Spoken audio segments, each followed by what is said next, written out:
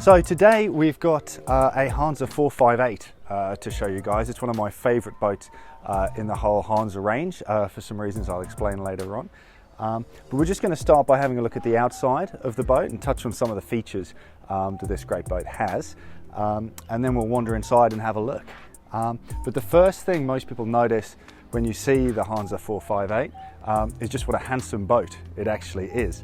A nice plumb bow. It's got this great waterline length that actually increases as the boat heels over. So it's a really sporty, performance-oriented boat, but still with all the creature comforts and luxuries that you need for extended cruising, crossing oceans, island hopping, whatever it is you fancy.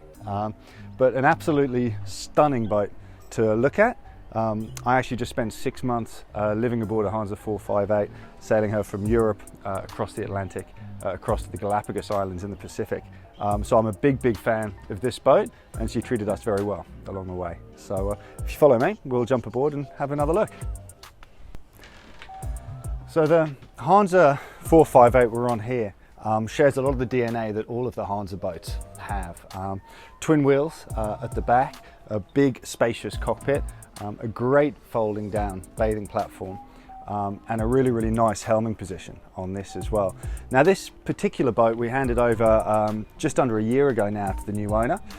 It came in fairly stock with just factory options fitted, and since then our service and commissioning team here at Bayview have worked closely with the owner to do some pretty extensive customizations to the boat to make it exactly how we want it. So I'll start by pointing out some of the things that aren't standard on this boat that this owner has asked us to do, and then we'll look at some of the other features as well. So one of the initial things that will grab your attention probably is this awesome stainless steel structure that we've got at the back. So this owner was very specific about the size and the scale that he wanted this to be. He wanted to have a large rib on the back that could be permanently mounted there. You can actually hoist it up with the outboard on there as well, and that's a sizable 20 horsepower engine. So there's a lot of rigidity and a lot of strength in that. He's also gone for these solid stainless steel side rails, which aren't standard, but are something that do give you a bit of extra security when you're out on the boat at sea. So that's a nice thing. So it's all within the realms of customization when the boat gets here, using our service team and the contacts and network we have here in Sydney and across Australia and New Zealand as a whole, in fact. So really the world is your oyster when it comes to your choices. We'll start right at the back of the boat.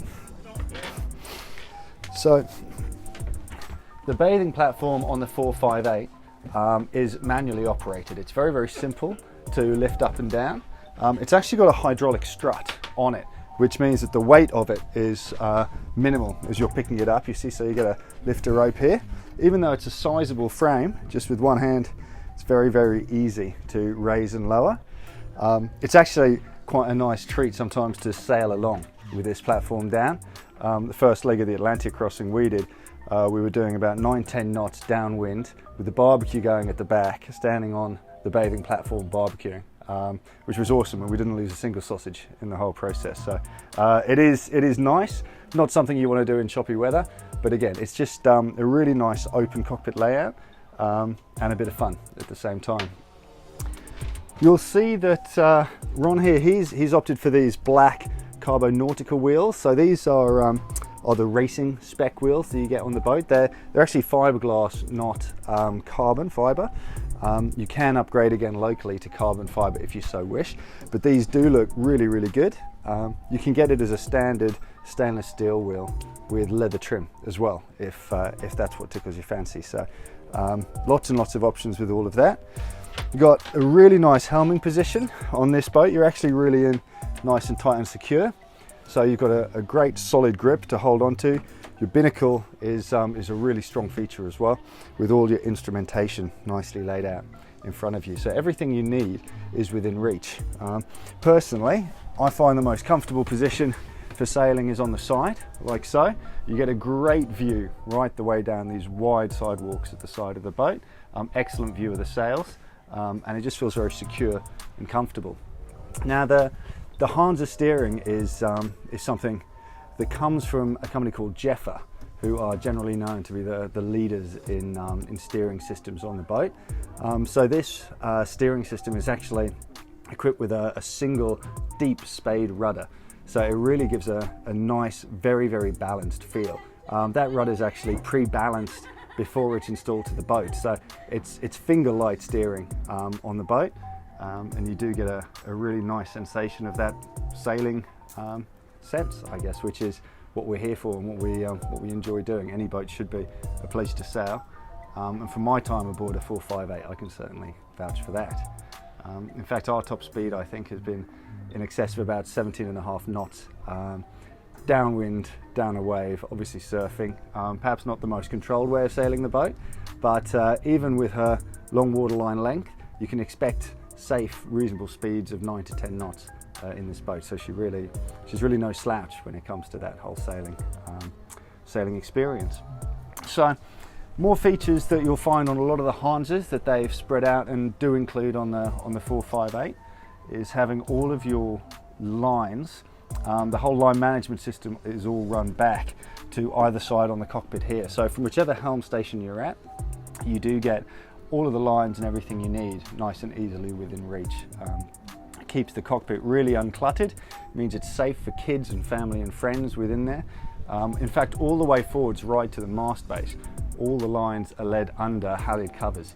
So you've got no chance of tripping over anything, getting caught up in a rope, anything like that. So it's very well thought out, as all the Hanses seem to be.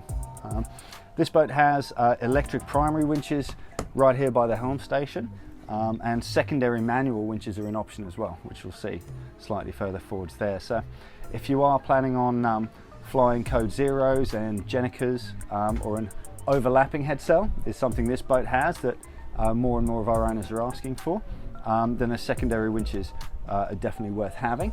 Doesn't mean to say you have to have them. You can manage everything just with the 2 standard winches here, particularly with the Hansa easy sailing system, which we'll come to in a moment. But for me, having those secondary winches is a really helpful thing to have. So I'd probably recommend that to most owners.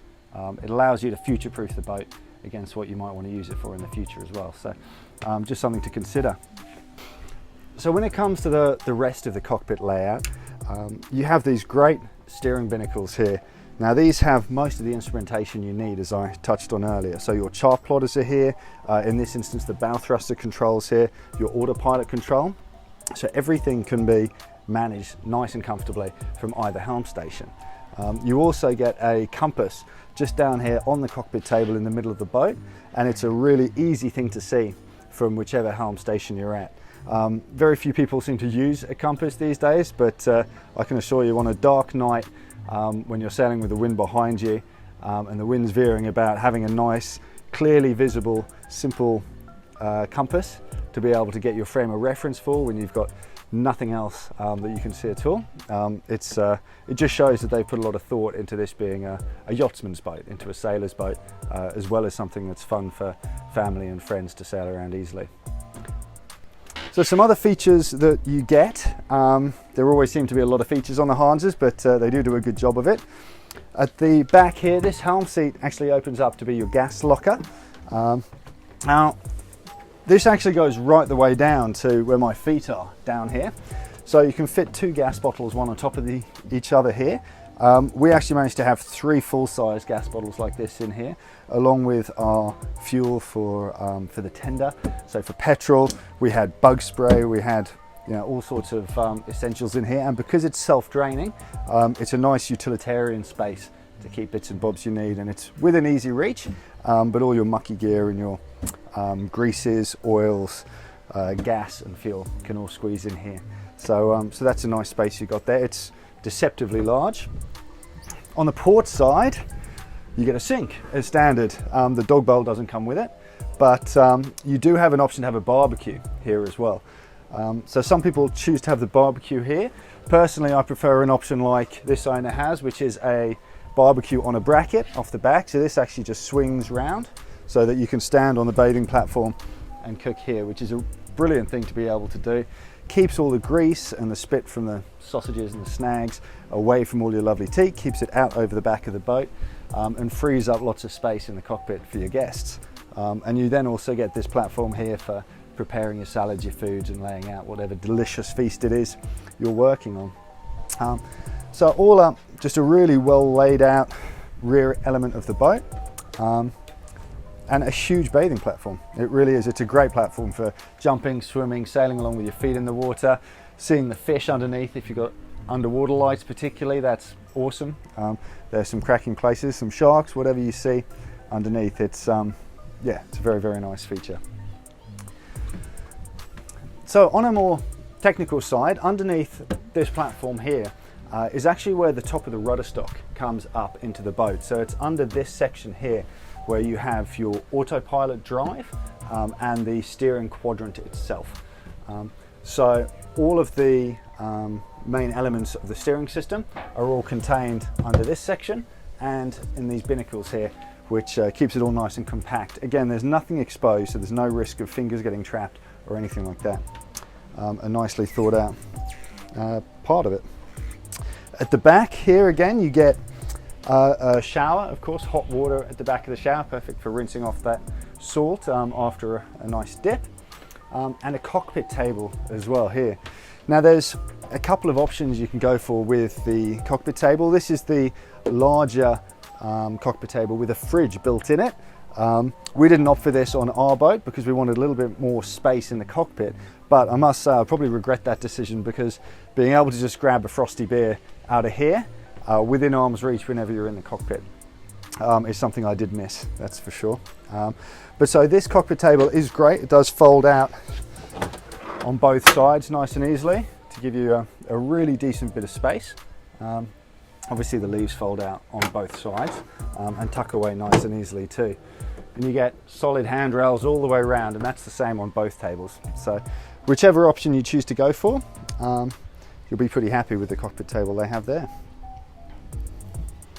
So one of the central social hubs you're going to have on any boat is always going to be the cockpit. As you'd hope and as you'd expect from a Hansa, the layout up here is superb. It's simple, which is nice. You don't have any interference from any of the lines. Those, as I mentioned, are all run back either side of the boat under covers to the helm station on either side. And as I mentioned before as well, you don't get any exposed lines right the way forwards until you reach the mast. So that makes it a really nice, safe place to be. The 458 has a mid-boom sheeting position, which means that even the main sheet is further forwards than it is on some other racing boats, for example, which does mean that your entire area here is very practical, very usable, with ample space for as many guests as you feel comfortable squeezing in. We've had 8, 9, 10 people in this cockpit for a Christmas dinner before without any issues. So it does work really, really well. The lockers on the 458 are a surprise as well. No matter how big a locker is, you're still going to find stuff to put in it, as you can see by this one being nearly full. But these are actually about 18 or so inches deep, and they go right the way back out to the side of the boat. So inside this locker you've got space for your swimming ladders, you've got space for sail covers, ropes, warps, fenders, winch handles, fire extinguishers, all the gear you need, and that's the same on both sides. So you do have lots and lots of space just for keeping those essentials up here. You'll also see a neat feature which comes in incredibly handy, is having a little glove box on either side of the companionway up here. So for torches, for sun cream, for snacks, for your cheat sheet if you forget what various navigational symbols might mean, for example, everything like that can be stowed up here, so they're always within reach. It's just a nice little feature you don't find on too many boats, though we certainly made very good use of. The Dodger on this boat is a custom-made Dodger that was done here. If you're having a boat that you're picking up in Europe, you've got a number of options over there as well. We've got custom fabricators over there who can make one to your design. You've got the factory option as well for a European pickup. Or if you're having the boat commissioned in Australia, then our local guys here are amongst the best in the world for having Dodgers and canvas work made. So we can have this made any which way you want, to whatever height, with whatever handles you want, in whatever color, with whatever type of vinyl you need. So there's a huge amount of flexibility in terms of that. Now the size of the 458 does mean that you get space, which is what you're paying for in many ways. Space and speed are the two things that you get as you move up the rankings in the size and obviously the cost of the various boats. It does mean on a boat of this size that you get a really nice clean run to walk all the way forwards with these wide decks. A great tow rail here, so you wouldn't believe how often I've dropped something on the deck of a 458, and by having a slightly raised tow rail like this means it hasn't been lost overboard. So that's been a saviour for me. It also makes you feel a lot more secure as you're walking up and down. You get grab rails along the way here as well. And this boat has my favourite, the scrubbed teak, synthetic teak finish with a grey caulking, which I just think looks awesome. So that looks fantastic. You'll find that the shrouds on this boat are actually outboard. So unlike some boats which have them further inboard and make navigating your way forwards and aft a lot more difficult, the Hanse's range across the board all have chain plates that are as outboard as possible, which makes you feel very secure with lots of space to walk backwards and forwards. Another handy feature that you'll find on almost all the Hanses nowadays are pop-up cleats like this. They look sleek, they feel great, and they're strong as anything. So that's an awesome treat to have as well. And you'll see whilst I'm here that on this boat we've actually fitted headsail tracks for a Genoa on this boat. So this owner is going to start racing soon, so he wanted something a little bit racier, so we've got him a 108% overlapping headsail, which gives him a bit of an edge on performance. Great fun sail for cruising as well. If you've got long reaches to handle, it's a good thing. All furls away on the furler at the front, which we'll come to in a moment. But again, all of these features can be added locally to tweak the boat to exactly how you want it to be.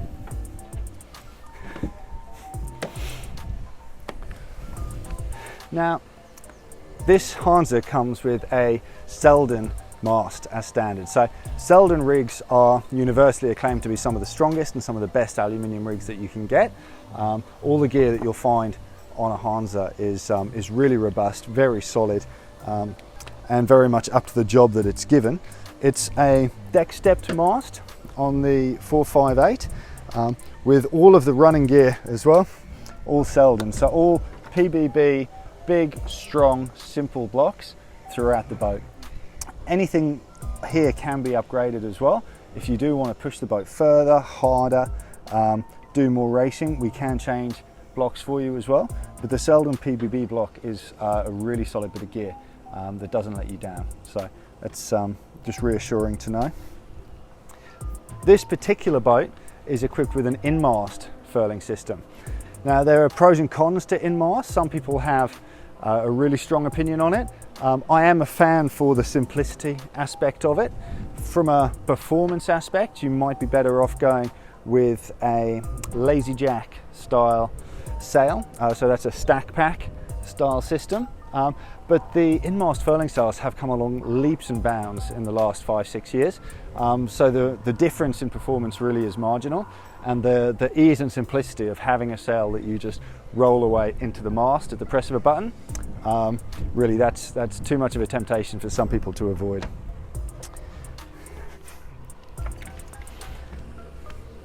Now, as you'll see, we've got this boat set up at the moment with an overlapping headsail for this owner, but of course, being a Hanse, the boat's originally designed for a very simple and very effective self-tacking system, so you'll get that as standard on any Hanse you get. That works by running across this track in front of you here, and the vast majority of our owners swear by self-tacking headsails. We've sailed 15,000 miles with a self-tacking headsail, and a Code Zero as our only two headsails, and it was more than ample for what we needed to do, so we really enjoyed that. Now the foredeck area on a 458 is something really special. It's got a nice gently sloping lip just forward of the mast, which makes an awesome place for cushions, for little deck chairs, for lounging, soaking up the sun. You don't get any obstruction out here at all. You've got a great view, it's peaceful, it's a lovely spot. Further forwards, you get an enormous sail locker. As I might have pointed out, whatever space you have on a boat, you're going to end up filling with something. But this is actually a really, really deep locker. It's about 6 to 7 feet deep and capable of holding a huge amount of stuff, which, as you can see, we managed to do on this boat. At the front, an electric windlass comes as standard naturally on a boat of this size. And this boat in particular has an option fitted, which is the twin anchor rollers at the front. Now, it's a beautiful bit of engineering, a great big chunk of solid stainless steel that really throws that anchor out well forward of that plumb bow that you got on the boat. So it's a nice bit of gear. It enables you just to pull up a mooring, for example.